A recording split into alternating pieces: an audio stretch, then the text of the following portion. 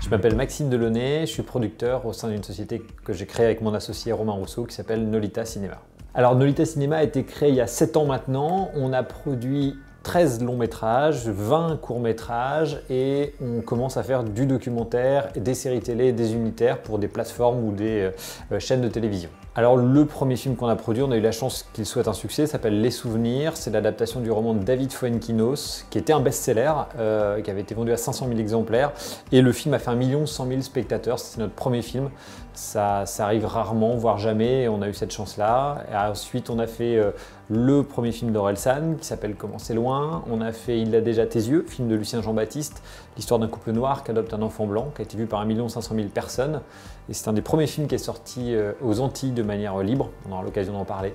On a également fait le film de Michel Larocque qui s'appelle Brillantissime, qui a fait 700 000 entrées. Voilà, et puis pas mal. Puis on a eu un court-métrage qui a eu un César, donc voilà.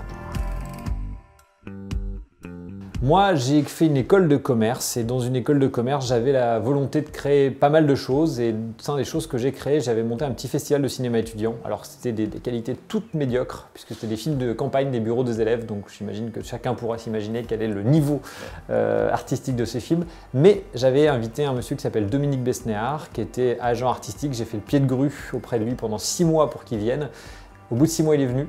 Il a présidé le jury et en repartant, il m'a dit « Écoute, les films sont d'une qualité déplorable, mais c'est bien organisé.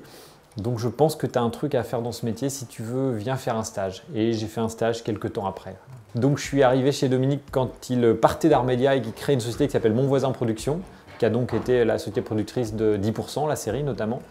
Et puis je suis resté 4 ans chez lui jusqu'à la création du Festival du film francophone d'Angoulême. Et à ce moment-là, d'un commun accord, tous les deux, on a décidé que peut-être je voulais faire autre chose. Enfin, j'avais envie de faire autre chose.